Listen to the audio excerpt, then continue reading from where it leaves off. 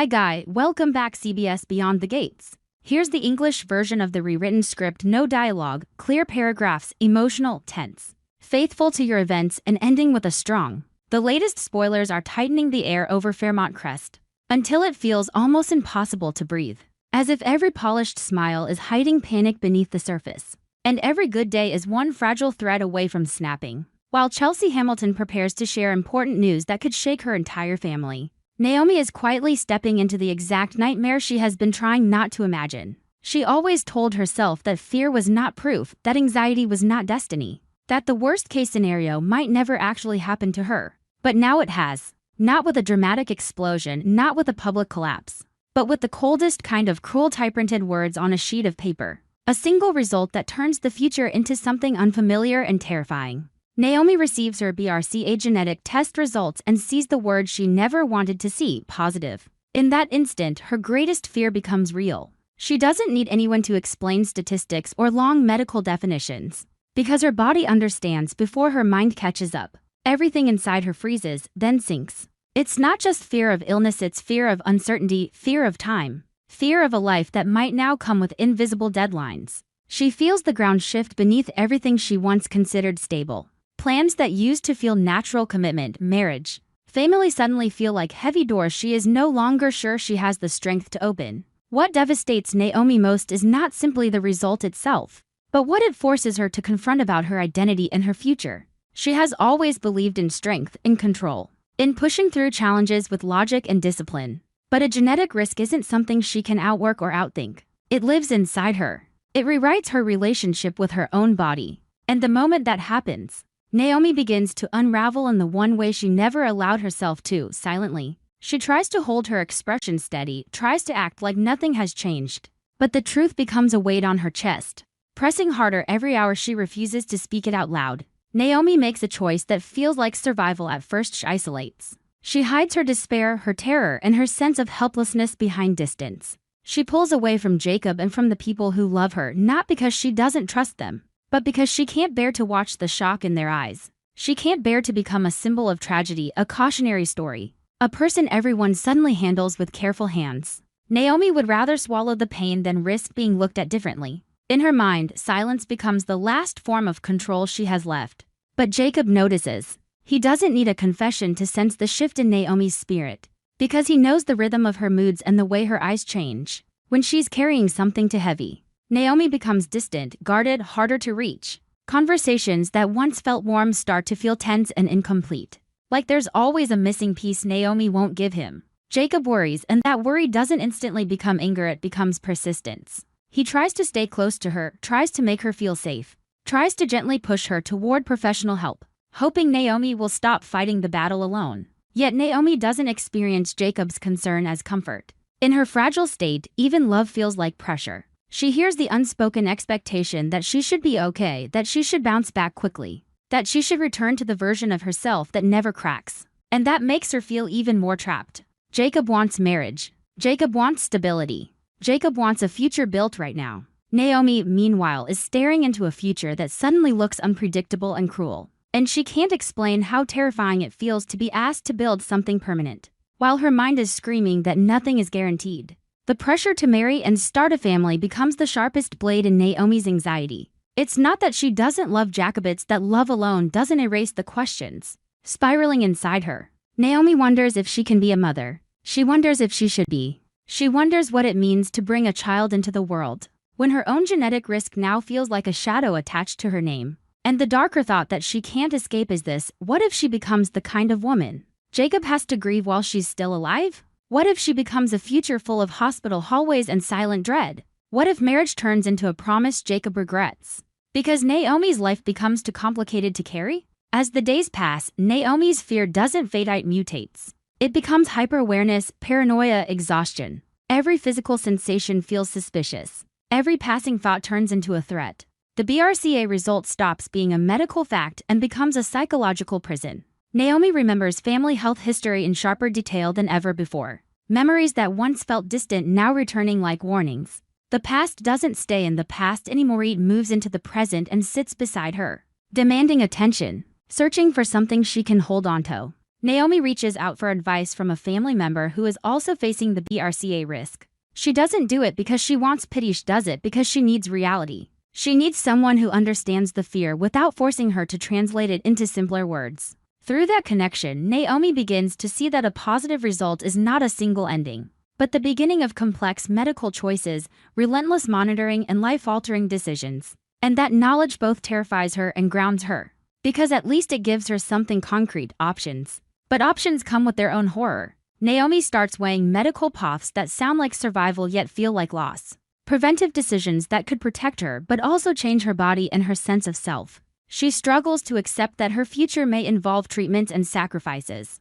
she never imagined making. The cruelest part is that none of it offers certainty. Even with the right decisions, nothing can erase risk completely. Naomi feels trapped between doing everything and still being afraid, or doing nothing and drowning in guilt. Eventually, the emotional pressure between Naomi and Jacob reaches a breaking point.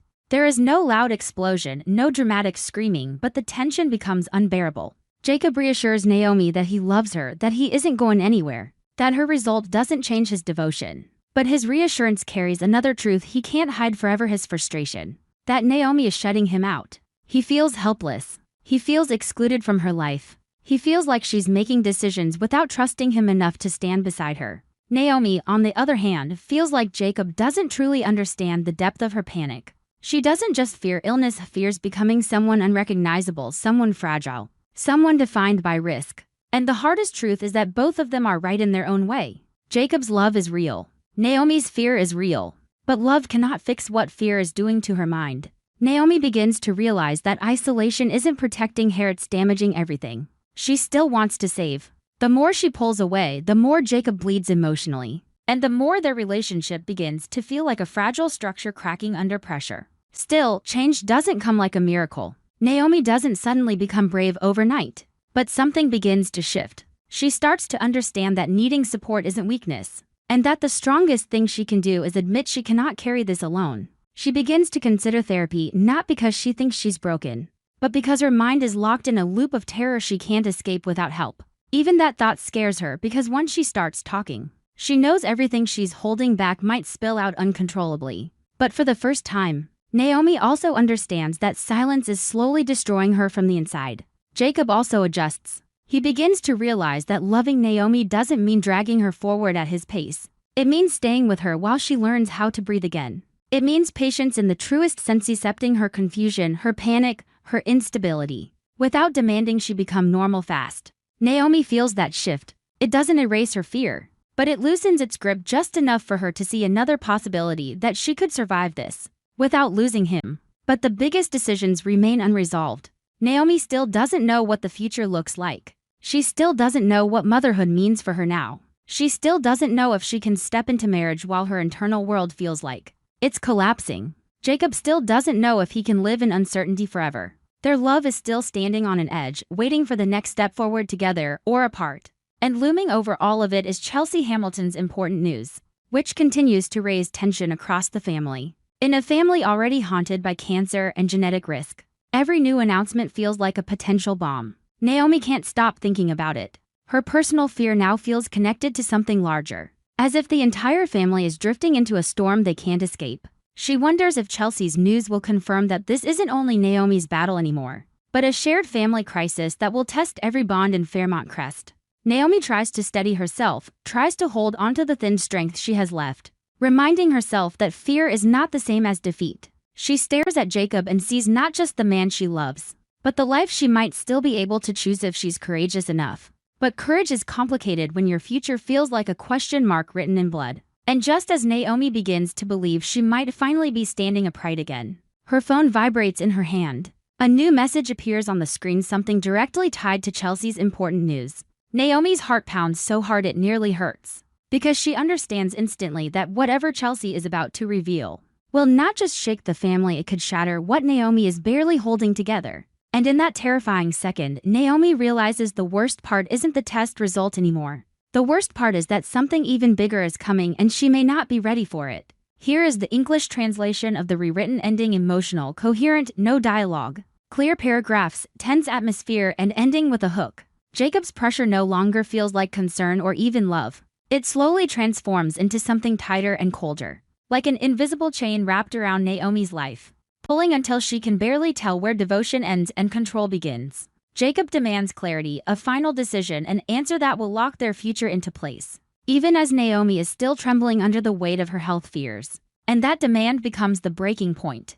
Because Naomi is not only terrified of what is happening inside her body, she is terrified of what is happening to her freedom. She feels cornered, forced to choose at the worst possible moment, as if her pain is being treated like an inconvenience that must be solved quickly. Naomi understands that Jacob is scared too, that his urgency is fueled by his own desperation to hold onto what he loves. But understanding his fear doesn't make her breathe easier, it suffocates her more. Because now she is fighting two battles at once, the battle against her own uncertainty, and the battle to keep the last piece of her life that still belongs to her. Naomi's emotional collapse doesn't arrive in a loud, dramatic explosion. It comes quietly, steadily, like sinking beneath the surface while the world above continues moving as if nothing has changed. Every time Jacob pushes harder, every time he brings up marriage, commitment, and the future, Naomi feels something press down on her chest until her thoughts become heavy and scrambled. She can't handle being the perfect partner, while she is also trying to survive the terror of a genetic reality she never wanted to face. And what hurts her most is the question she can't stop asking herself: does Jacob truly love who she is in this moment? Or does he only love the version of Naomi he believes should exist forever? The stable, strong woman who never breaks, who never hesitates, who is always ready to step into the life he is insisting on. Naomi's fear multiplies because she begins to feel that she is being loved with conditions. Even if Jacob doesn't realize it, she begins to feel that her vulnerability has become something he wants to fix, control, or eliminate, rather than something he is willing to sit with. The reckless idea begins as nothing more than a flicker, a survival instinct from someone pushed too close to the edge. But the more Jacob watches her, the more he increases his grip. The more Naomi feels the idea turning into her only open door. She starts seriously considering running, leaving the city behind, disappearing before she is forced into a decision she is not emotionally capable of making. She also considers reaching out to someone from her past, an old friend, a name that still carries the weight of a life Naomi used to have before fear. And genetic risk reshaped everything. That choice feels like hope and danger at the same time. Because the past is never a safe place to return to. It can rescue you, or it can ruin you all over again. Naomi begins planning in silence, piece by piece, like someone building a lifeboat in the dark before the flood reaches the door. She gathers what she needs, measures time carefully, calculates every possible risk. Because this doesn't feel like a romantic escape. It feels like a desperate attempt to breathe. When she makes the secret call, it changes the air around her instantly. The call is small in action but massive in meaning. It is not just a plea for help, it is proof that Naomi's past is still alive somewhere, and it can still reach back into her present. Naomi knows she is stepping into something unstable, something she may not be able to control once it starts moving. But sometimes people don't take reckless risks because they want danger. They take them because staying where they are feels like dying slowly. Jacob begins to notice. He senses that Naomi is hiding something, and instead of stepping back to understand her, he tightens his watch over her even more. His suspicion grows, and so does his need to monitor her movements, to hold her in place, to stop her from slipping away. But his surveillance only sharpens the panic Naomi is already drowning in. The cruel irony is that Jacob believes he is protecting their relationship, while Naomi feels like she is being hunted inside it.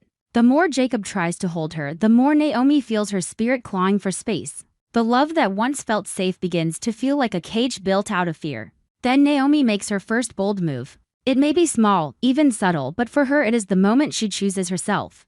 The moment she steps out of the role Jacob has been forcing her to play.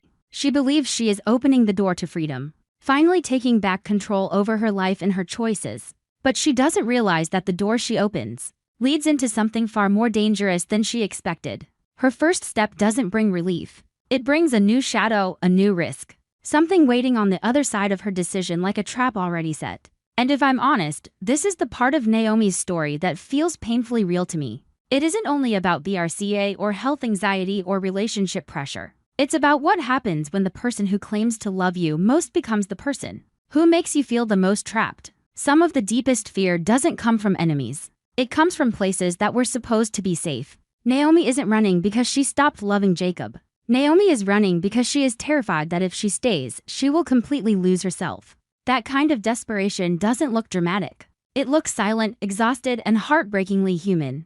But just as Naomi takes that step beyond Jacob's control, the story becomes even darker in the most perfect way. Because that step is not only the beginning of her escape, it is the signal that a new danger has been activated, something tied to her past, something she never truly outran. And the moment Jacob realizes Naomi is slipping out of his reach, the biggest question isn't whether she will run anymore. The biggest question is whether she is running toward freedom or running straight into a trap that has been waiting for her all along. Naomi thinks she is leaving Jacob behind, but the terrifying possibility is that what is coming for her next may be far worse than Jacob ever was. The Beyond the Gates CBS Spoilers channel specializes in analyzing, theorizing, and discussing plot points in the series from the perspective of a longtime fan. This allows viewers to gain deeper, more objective, and interesting insights. Subscribe to the channel to stay updated on the latest news about the series.